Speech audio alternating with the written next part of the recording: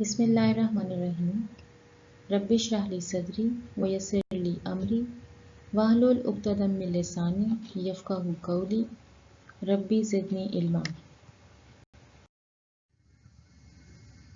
Assalamu alaikum, dear students. Today is the fourth lecture of chapter 11 Electrostatics.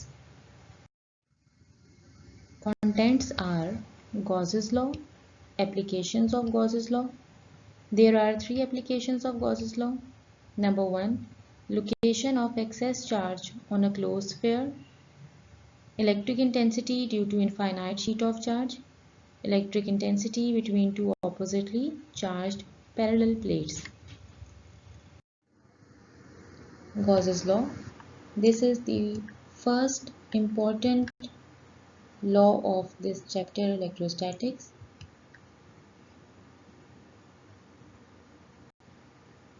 Statement of Gauss's law is the total electric flux through any closed surface is 1 upon epsilon naught times the total charge enclosed in it. Mathematically, it can be written as phi E is equals to Q upon epsilon naught.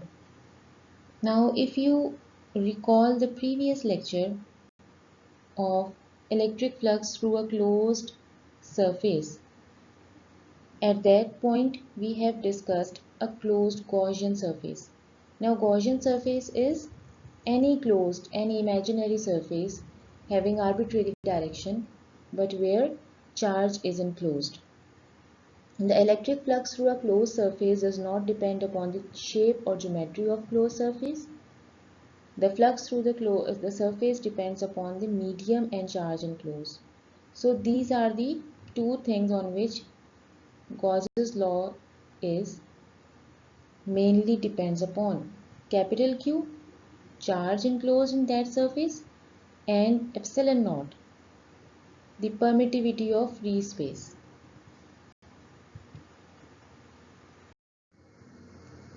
Now for the smaller derivation of Gauss's law, first of all we have to consider a closed Gaussian surface of any shape, arbitrary shape. So this is the Gaussian surface, and here you can see that there are n number of charges denoted by Q1, Q2, Q3, Qn that are placed in this Gaussian surface. Now we are considering only this smaller patch, and by summation we apply the formula on this whole surface and we are calculating the flux enclosed in that surface at the end.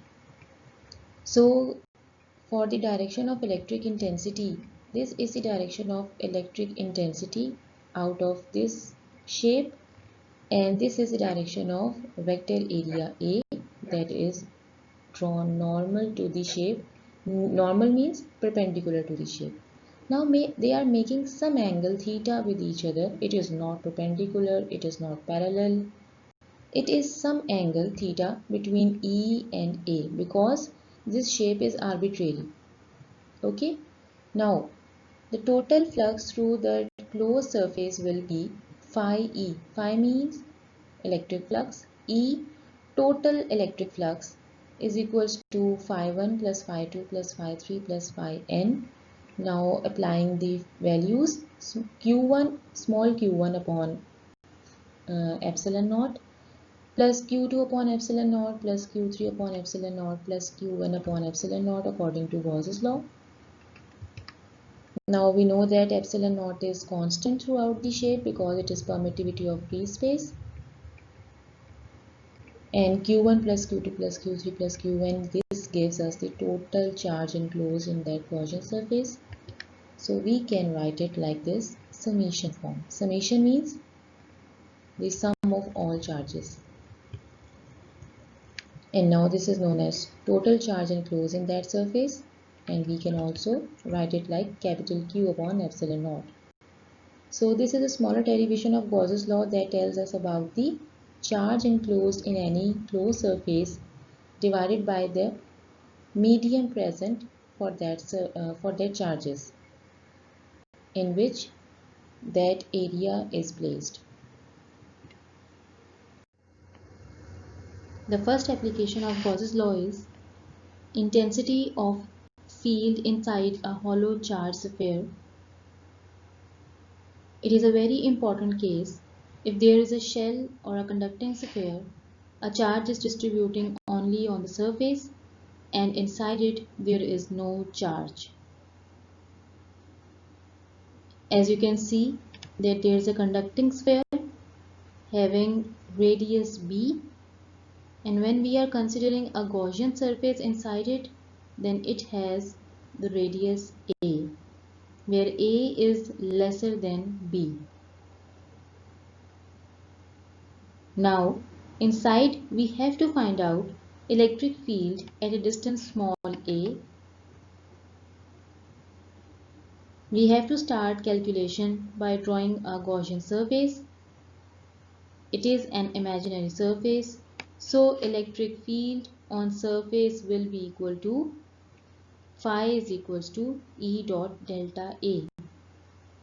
Also, according to Gauss's law, phi is equals to Q upon epsilon naught according to equation 3. But also we know that charge inside the Gaussian surface is 0. So if it is 0, then according to equation number 1, 2 and 3, we have to follow that E dot delta A is equal to 0. Now either of E and delta A, one must be 0 according to this equation. Then delta A cannot be equal to 0. It has finite value. So E, electric intensity, must be equal to 0. That means if we take another point anywhere inside that closed surface, E is 0 if A point is inside that sphere. If there is metal conductor which got the charge, then inside metal conductor electric intensity is 0. It is proved by Gauss's law. Now we have to understand about location of excess charge on conductor. We know that electric field E is 0 at all points due to electrostatic equilibrium in a conductor. Consider an imaginary Gaussian surface S in the interior of conductor. Because electric intensity is 0 everywhere in this surface, the net charge inside the surface has to be 0. It means that all the charge must be on the outer surface of the conductor. Now let's consider a hollow conductor. Since the conductor is hollow, so there is no net charge at any point within the conductor. The cavity is surrounded by a Gaussian surface S, which encloses no net charge.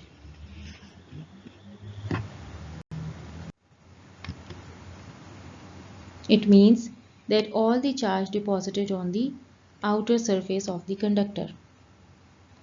Now let us consider another case. Let's put a charge Q inside the hollow conductor. We insulate it so no charge can jump from one surface to another. Now if we use Gauss's law with Gaussian surface S again, the net charge of what it encloses has to be 0. Because there was no charge transfer between the charge and the conductor. Initially, the conductor was uncharged, but when charge Q is inserted, then there will be negative charge on the inside cavity in order to maintain its neutral status. जब आप charge positive charge को आप रखेंगे with in hollow sphere, उसकी वजह से जो एक न्यूट्रल स्फीयर है उसके नेगेटिव चार्जेस पॉजिटिव की तरफ आ जाएंगे because of law of electrostatics, और पॉजिटिव चार्जेस जो हैं वो सरफेस की तरफ चले जाएंगे ताकि उसकी न्यूट्रल इक्विलिब्रियम स्टेट मेंटेन रहे.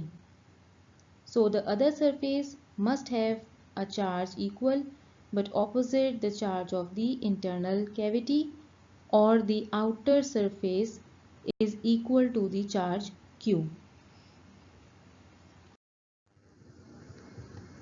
This is the third case that I have discussed in the previous slide. Here you can see that there is a charge that is placed in the center of this hollow conductor, and because of this charge, this hollow conductor has distributed its charges negative in the internal rim and positive charges on the outer rim to maintain the electrostatic equilibrium. Second application of Gauss's law is electric intensity due to an infinite sheet of charge. Here we are considering an infinite sheet of charge, positive charge, in this rectangular shape.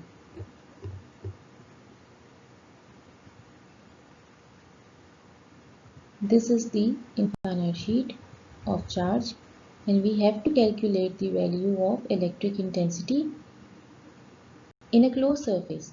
Now we are considering this cylindrical shape as a Gaussian surface. It has two faces.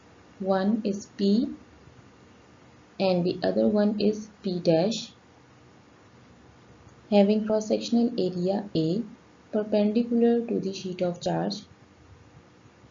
Now look at the direction of electric field intensity at these 2 points P and P dash. Number 1, we are considering point P. So here this is the direction of electric field intensity out of the page. Now this is n hat. Now what is n hat? Again it is unit vector, that is a vector that is drawn normal to the area. Now this is P dash. It has electric intensity in this direction. Now n hat, again the normal vector. Now we are considering another vector area n hat at this position. Now what is the direction of electric field intensity and vector area? As you can see that these two are having perpendicular behavior. So whenever there is perpendicular behavior between E and A, then according to electric flux E dot A, then cos 90. So because of cos 90, there will be no flux at this area.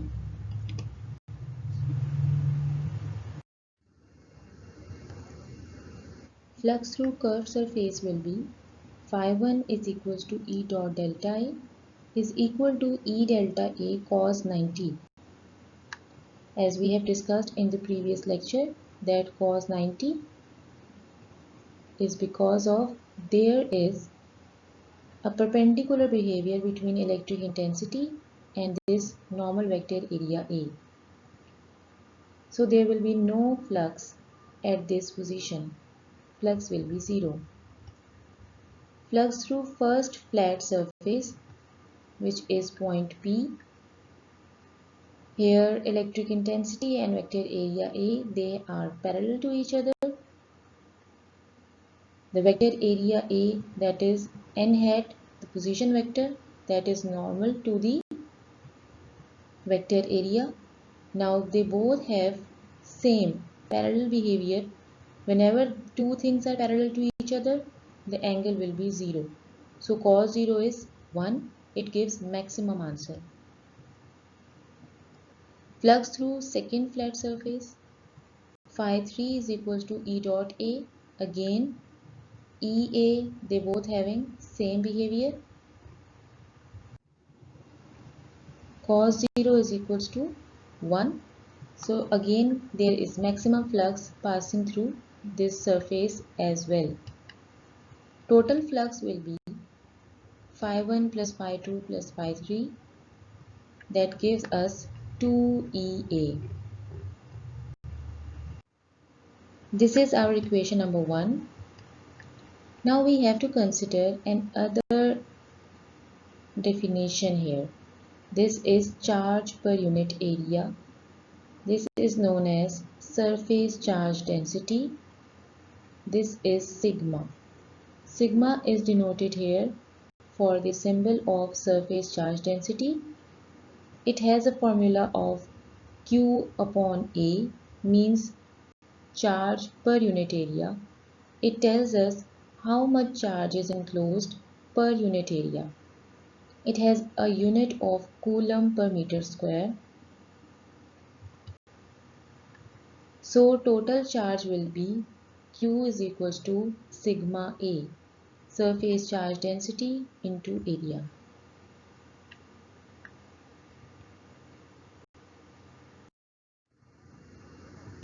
According to Gauss's law, phi is equals to Q upon epsilon naught. By putting the value of Q, it is sigma A upon epsilon naught. This is our equation number 2. By comparing 1 and 2, we have 2EA is equals to sigma A upon epsilon naught.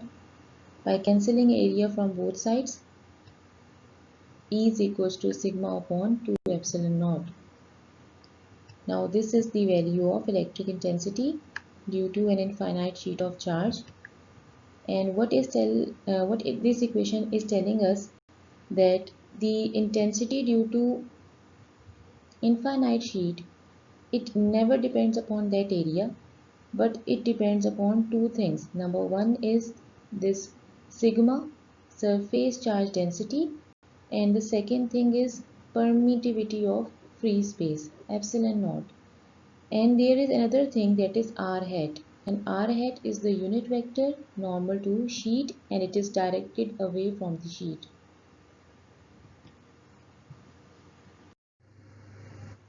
The third application of Gauss's law is electric intensity between two oppositely charged parallel plates.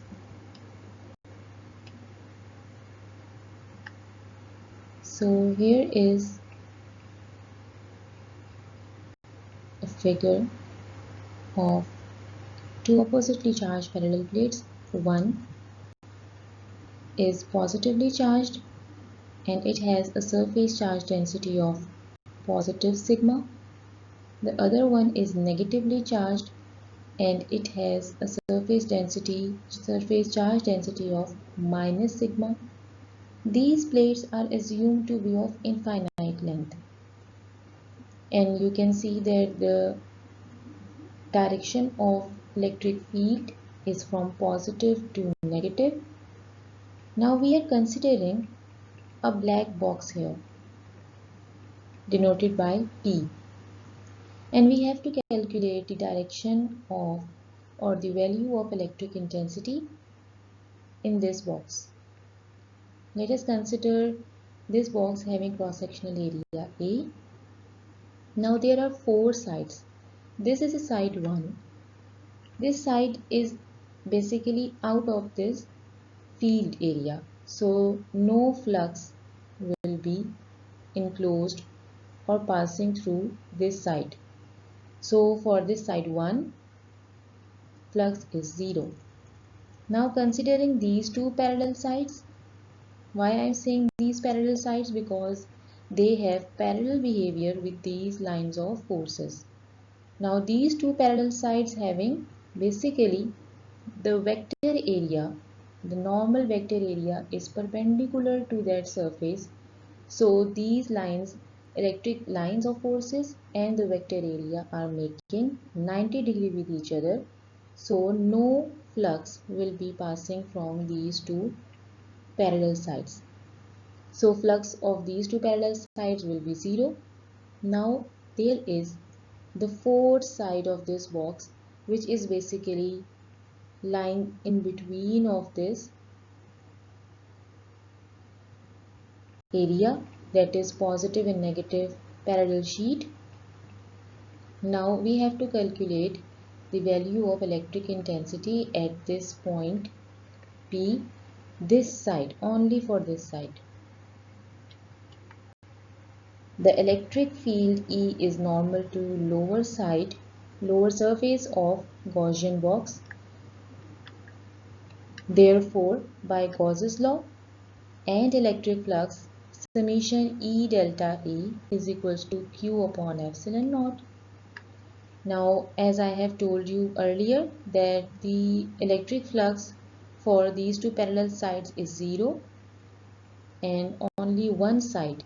This side is having the value of electric flux because the value of electric flux is maximum here because of cos 0. The unit vector area and the lines of forces are making parallel behavior. So cos 0 is 1. So this is EA plus 0 is equals to Q upon epsilon naught. So EA is equals to Q upon epsilon naught. Again putting the value of surface density, surface charge density, sigma A upon epsilon naught. We have E is equals to sigma upon epsilon naught. Again, like the second case, the area will be independent. Okay, this behavior of electric intensity is independent of the area. And according to its vector form, sigma upon epsilon naught into r hat, where r hat is again the unit vector which is directed away from that sheet.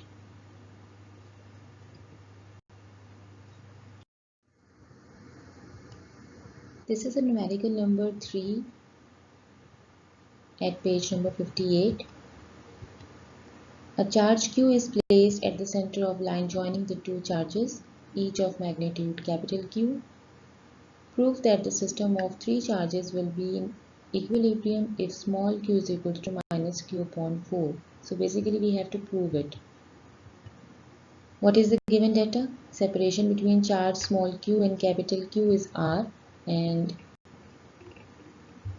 in this figure this is capital Q, this is another charge q. Each of magnitude q means they have same magnitude. This is small q placed in between them. The distance from capital Q to small q is r. Again from small q to capital Q is r, small r. So the separation between charges 2 capital Q's is 2r, the total distance. From Coulomb's law, the system will be in equilibrium when f of small q into capital Q plus f of capital Q into capital Q is equals to 0. The force that is acting because of this capital Q on this small q and the force that is acting because of these two charges, the sum of these forces must be equal to 0.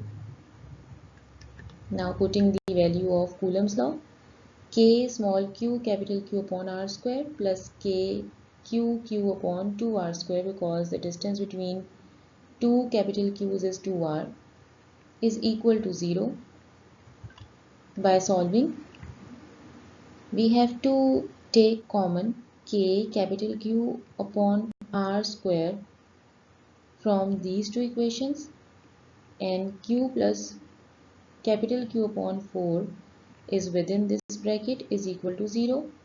Now when this factor goes here divided by 0, it will 0.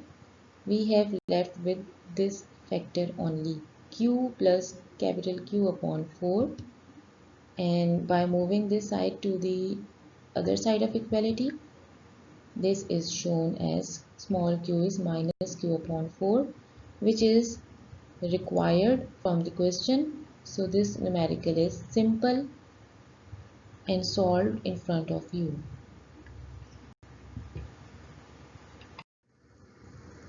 This is all for today's lecture. I hope you understand it well. If you have any queries, kindly ask me on my WhatsApp number separately or in your class group. Thank you.